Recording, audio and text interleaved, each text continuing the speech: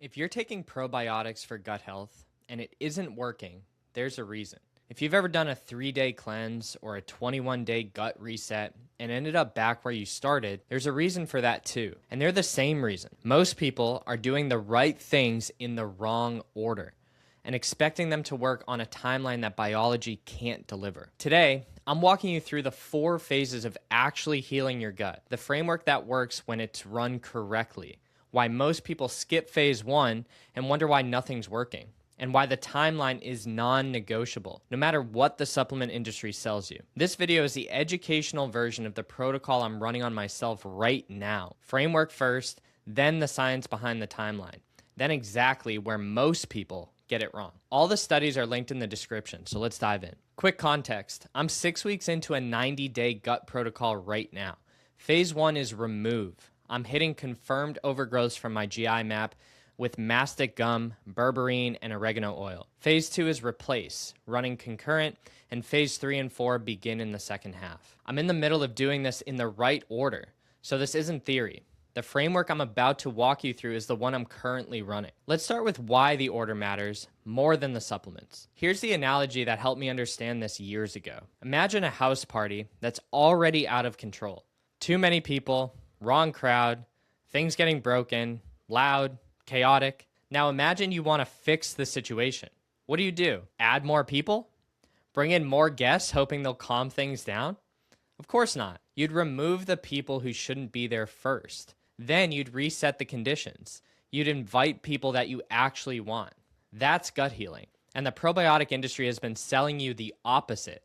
Just add more guests. That'll fix it. If you have bacterial overgrowth, SIBO, gram-negative overgrowth, opportunistic species crowding the keystone bacteria, adding more bacteria via probiotics is biologically counterproductive. The new bacteria either get crowded out, fail to compete, or in some cases, worsen the overgrowth themselves. In fact, there's documented evidence that certain lactobacillus probiotics can worsen SIBO in some patients. The very thing being sold as a solution is making the problem worse in a subset of people. So we don't start with reinoculation. We start by removing what's not supposed to be there. Then we replace digestive support. Then, only then, do we reinoculate. Then we repair the gut barrier. It's 4 phases, in this order, every single time. Phase 1, remove, 4 to 8 weeks. The goal of phase 1 is to identify and reduce or eliminate what's harming the gut. Pathogens, bacterial overgrowths, food triggers, environmental factors, the things keeping the system in dysbiosis. What you actually do in phase 1 starts with testing. You can't remove what you don't know is there. A GI map tells you what's exactly living in your gut. H. pylori, gram-negative overgrowths like Klebsiella, Morganella, parasites, low keystone bacteria. Without the test, you're just guessing. Then you apply targeted antimicrobials based on what showed up. Categories to know: botanical antimicrobials, oregano oil, berberine, allicin, neem, mastic gum specifically for H. pylori, well studied for that purpose. Concurrent with the antimicrobial work, you can reduce dietary inputs feeding the dysbiosis. Processed food, alcohol, sugar, sometimes specific FODMAPs, depending on the pattern, NSAIDs if possible. This is the phase most people skip entirely. They walk down the supplement aisle, see probiotics labeled for gut health, and assume that's the answer. It isn't. Phase 1 has to happen first. Otherwise, everything downstream fails. Phase 2, replace, usually runs concurrent with phase 1, 4 to 8 weeks. The goal of phase 2 is to restore what your body needs for proper digestion.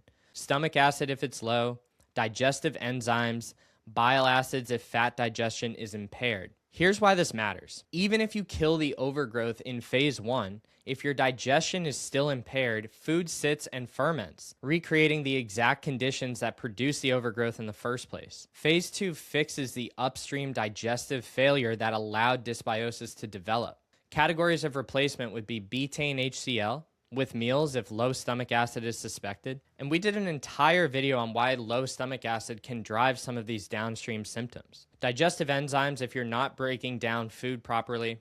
Ox bile if your gallbladder function is impaired or you're missing one. And critically, Address the reasons your body wasn't producing these things adequately to begin with. Chronic stress, low zinc, H. pylori suppressing acid output. Most people miss phase 2 entirely. It's the missing link in stalled protocols. Phase 3 is reinoculate. After phases 1 and 2 have done their work, 8 to 12 weeks, now we add bacteria.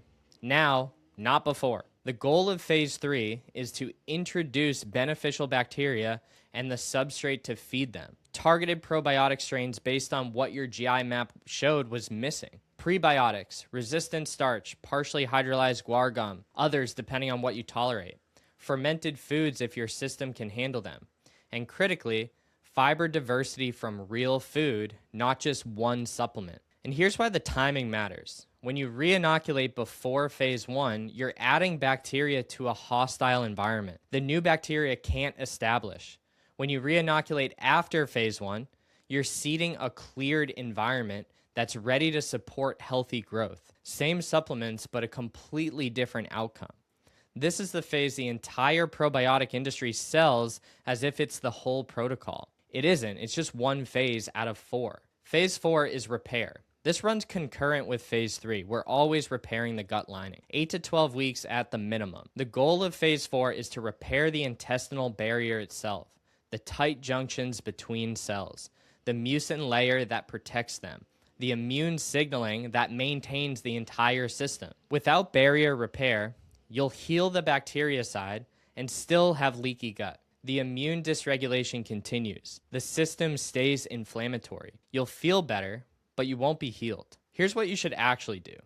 L-glutamine, the primary fuel for enterocytes, the cells lining your intestine. Zinc carnosine specifically helps the gastric and intestinal lining. Mucin support, slippery elm, DGL, marshmallow root, collagen and bone broth for raw materials, polyphenols from real food, berries, green tea, olive oil to reduce inflammation. And then addressing chronic stress because cortisol literally degrades the gut barrier. Phase 4 is the phase people stop too early because the bacterial side is feeling better and they think they're done. They're not done.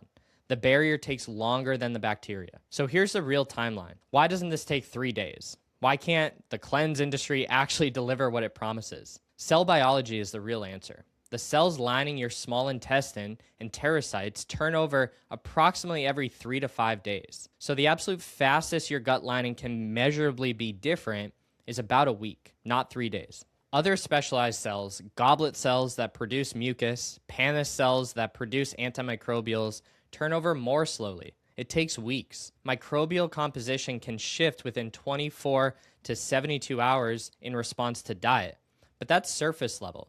Stable, durable composition change, the kind you need for actual healing, takes weeks to months of sustained pattern. And the gut barrier itself, the tight junctions, the mucin layer, the immune signaling, takes longer still. Studies suggest meaningful barrier repair takes 8 to 12 weeks minimum under optimal conditions. So when the wellness industry sells you a 3-day reset, they're selling something cell biology cannot deliver. That's not a limitation of effort or product quality. It's not that you weren't disciplined enough. It's that biology operates on its own timeline and doesn't care about your launch date. So here's what's realistic. You'll notice some symptom changes in 1 week. You'll have noticeable improvements weeks 2 through 4. Real measurable change weeks 8 through 16. True gut resilience beyond 6 months. That timeline is real. The other timeline, the one sold to you in January, is not. So 3 questions I always get. Number 1, how do you know what phase you're actually in? You always want to test. A GI map tells you what's in your gut. If you have confirmed overgrowths, you're starting at phase 1. If you've already done phase 1 work and your retest is clean, you might be ready for phase 3. Without a test, you're just guessing. And guessing usually leads to the probiotics first mistake. 2, what if I've been taking probiotics? Don't panic, don't necessarily stop, but don't expect them to be doing what the bottle promised. Run a GI map, find out where you actually are, then sequence properly. The probiotics aren't poison, they're just probably not doing what you'd hoped. 3, can you do this without a practitioner?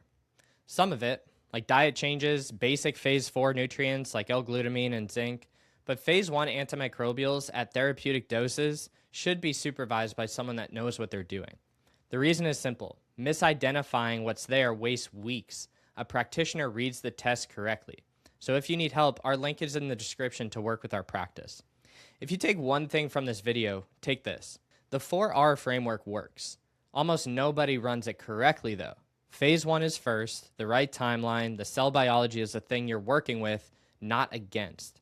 And if you want to start asking the right questions about what's actually in your gut, the 4 labs I'd run on every adult over 30 are in a free guide, and that's linked in the description. 3 of them your doctor probably won't order.